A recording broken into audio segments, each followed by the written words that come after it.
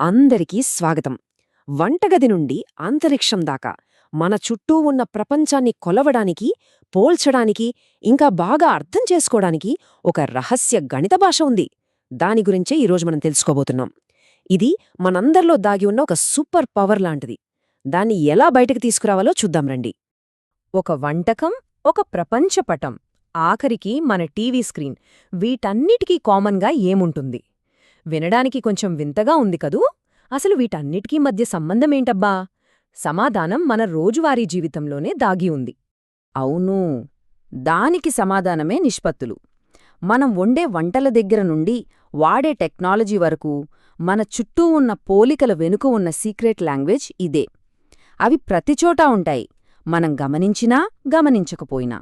సరే, మరి ఈ సీక్రెట్ లాంగ్వేజ్లోకి మొదటి అడుగు వేద్దామా? అసలు ఈ నిష్పత్తి అంటే ఏంటి? దాన్ని ఎలా క్రియేట్ చేయాలి? వాటిని ఒకదానితో ఒకటి ఎలా పోల్చాలి? రండి, ఈ ప్రాథమిక విషయాలతో మొదలుపెడదాం. నిష్పత్తుల విషయంలో గుర్తుపెట్టుకోవాల్సిన మొట్టమొదటి అతి ముఖ్యమైన రూల్ ఏంటంటే, మనం ఎప్పుడూ ఒకే రకమైన వాటినే పోల్చాలి. అంటే యాపిల్స్ని యాపిల్స్తో, గంటల్ని గంటలతోనే పోల్చాలి. అందుకే చూడండి, ఇక్కడ 7 రోజుల్ని ముందుగా 168 గంటలుగా మార్చాం. ఇలా యూనిట్స్ ఒకేలా ఉంటేనే మన పోలికకు ఒక అర్థం ఉంటుంది. 37.76, 43.65 ఇలా కొన్ని నిష్పత్తులిచ్చి ఇందులో ఏది పెద్దది అని అడిగితే చెప్పడం కొంచెం కష్టం కదా. కానీ దీనికో సింపుల్ ట్రిక్ ఉంది. ప్రతి నిష్పత్తిని దశాంశంగా అంటే డెసిమల్గా మార్చేయడమే. అలా చేసినప్పుడు చూడండి, 50.60 నిష్పత్తి విలువ 0.833 వచ్చింది. చాలా క్లియర్గా ఇదే అన్నిటికన్నా పెద్దదని తెలిసిపోతుంది. ఇది నిష్పత్తులను పోల్చడానికి చాలా పవర్ఫుల్ టెక్నిక్. నిష్పత్తులు కేవలం పోల్చడానికే కాదు, పంచడానికి కూడా భలే ఉపయోగపడతాయి. అది కేక్ ముక్కలు కావచ్చు, లేదా ఒక బిజినెస్లో లాభాలు కావచ్చు. దేన్నైనా సరే కరెక్ట్గా, న్యాయంగా ఎలా పంచుకోవాలో ఇప్పుడు చూద్దాం. సరే, ఇక్కడ ఒక ప్రాబ్లం చూద్దాం. మన దగ్గర 6292 అనే ఒక మొత్తం ఉంది. దాన్ని 4 భాగాలుగా అంటే 16, 10, 9, 17 అనే నిష్పత్తిలో పంచారు. ఇప్పుడు మనం చెయ్యాల్సిందేంటంటే మొదటి, 3వ భాగాల మొత్తం ఎంతో కనుక్కోవాలి.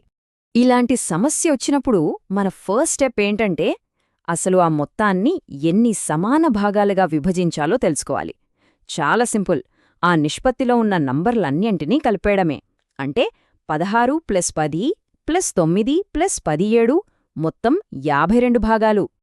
ఓకే, ఇప్పుడు మన దగ్గర మొత్తం 6292 ఉంది. దాన్ని 52 సమాన భాగాలుగా పంచారు. మరి ఒక్కో భాగం విలువంతా? 6292ని 52తో భాగిస్తే సరిపోతుంది. చూసారా? 121. ఈ నంబరే మన సమస్యను పరిష్కరించబోయే కీ. ఇప్పుడు మన దగ్గర ఆ మ్యాజిక్ నంబరుంది కదా, పజిల్ సాల్వ్ చేసేద్దాం. మనకు కావాల్సింది మొదటి, 3వ భాగాల మొత్తం. అంటే 16 భాగాలు, 9 భాగాలు, రెండూ కలిపితే 25 భాగాలు. ఒక్కో భాగం విలువ 121 కాబట్టి 25 × 121 చేస్తే మన ఫైనల్ ఆన్సర్ వచ్చేస్తుంది 3025. అంతే, చాలా సింపుల్ కదా. ఇప్పటివరకు నిష్పత్తులు చూసాం. ఇప్పుడు నెక్స్ట్ లెవెల్కి వెళ్దాం. అదే అనుపాతం. ఇది ఒక రకమైన పజిల్ లాంటిది. 2 నిష్పత్తులు సమానంగా ఉన్నప్పుడు అందులో మిస్ అయిన నంబర్ని మనం ఒక డిటెక్టివ్లా కనిపెట్టొచ్చు. అనుపాతమంటే బేసిక్గా 2 నిష్పత్తులు సమానమని చెప్పడమే. A:B అనేది C:Dకి సమానమైతే దాన్ని మనం A/B = C/D అని కూడా రాయొచ్చు. తెలియని విలువలను కనుక్కోవడానికి ఇదే మనకు బేస్. ఇక్కడ మధ్యమ అనుపాతం అనే ఒక స్పెషల్ కేస్ చూద్దాం.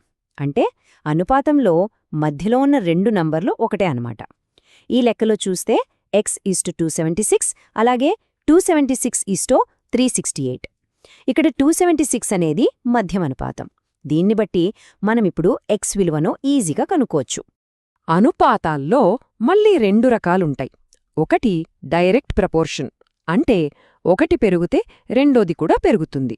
ఉదాహరణకు, మనం ఎక్కువ గంటలు పనిచేస్తే ఎక్కువ డబ్బులొస్తాయి. రెండోది ఇన్వర్స్ ప్రపోర్షన్, అంటే ఒకటి పెరిగితే రెండోది తగ్గుతుంది. కార్ స్పీడ్ పెంచితే డెస్టినేషన్ చేరడానికి పట్టే టైం తగ్గుతుంది. సింపుల్గా చెప్పాలంటే ఒకటి పెరిగితే రెండోది పెరగడం లేదా తగ్గడం. సరే, ఇప్పటిదాకా మనం బేసిక్స్ అన్నీ నేర్చుకున్నాం కదా. ఇప్పుడు ఆ స్కిల్స్తో కొన్ని ఇంట్రెస్టింగ్, కొంచెం అడ్వాన్స్డ్ ప్రాబ్లమ్స్ని ఎలా సాల్వ్ చేయాలో చూద్దాం. నిష్పత్తులను కలపడం, మార్చడం లాంటివి. ఇక్కడ చూడండి, మన దగ్గర 2 వేరువేరు నిష్పత్తులున్నాయి. రెడ్ ఇస్టు గ్రీన్ ఒకటి, పింక్ ఇస్టు రెడ్ ఇంకొకటి. ఈ రెండింటినీ ఎలా కలపాలి? చాలా సింపుల్. రెండింటిలో కామన్గా ఉన్నదేంటి? రెడ్. మనం చేయాల్సిందల్లా ఈ 2 నిష్పత్తుల్లో రెడ్ విలువను సమానం చేయడమే. ఇక్కడ 7, 11కి కాసాగు 77. సో రెండింటిలోనూ రెడ్ని 77కి మార్చితే ఆ 2 నిష్పత్తులు ఒకదానికొకటి లింక్ అయిపోయి మనకావలసిన గ్రీన్ ఇస్టు పింక్ నిష్పత్తి వచ్చేస్తుంది. ఇది మరో ఇంట్రెస్టింగ్ ప్రాబ్లం.